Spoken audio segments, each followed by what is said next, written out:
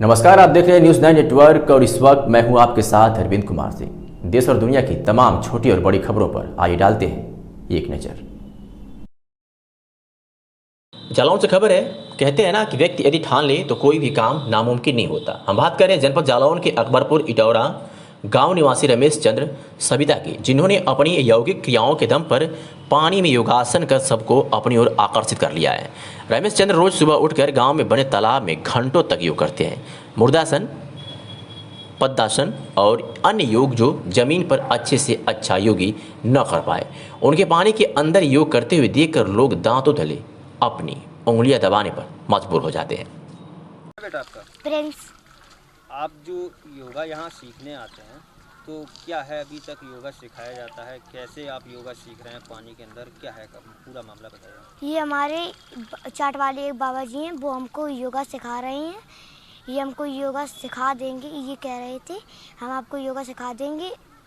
ये हमारे मोहल्ले में रहते हैं। तो योगा सीखने के लिए आप ज़मीन का भी इस्तेमाल कर सकते हैं। आपने पानी को ही क्यों योगा के लिए चुना? ये हमारे बाबा हैं, इन्हीं ने हमको बताया हम पानी में योगा कर लेंगे, तो हमने कहा हमको भी सिखा दो। तो आपको क्या लगता है कि आप जल योगा इनसे सीख लेंगे? सीख लेंगे। अच्छा, तो आप कितने दिन आपको ये सिखाते हैं, कितने समय आते हैं सिखाने? ये हमको आते हैं 6 o'clock में। क्या नाम है चाचा? रमेश। कहाँ के रहने वाले हैं आप? अकबरपुर इटौरा। आप जो पानी में योगा करते हैं तो इससे शरीर को क्या लाभ होते हैं और कितनी क्रियाएं आप करते हैं? इसमें 3 क्रियाएं करते हैं। एक पलटी लगा के क्रिया करते हैं, एक खड़े होकर क्रिया करते हैं।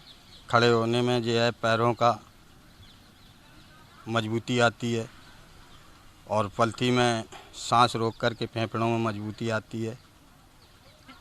फेफड़ों की और ताकत मिलती है सांस रोकने से। ये जो आप मुर्दा आसन बोलते हैं जिसको, ये किस तरीके से किया जाता है? मुर्दा आसन बस हाथ फैला के पैर पसार के सांस रोक के किया जाता है।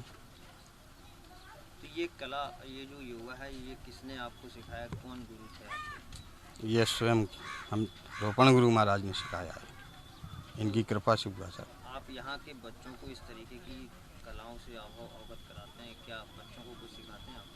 हाँ, क्यों नहीं, बच्चे जो सीखना चाहें उन्हें सिखाएंगे।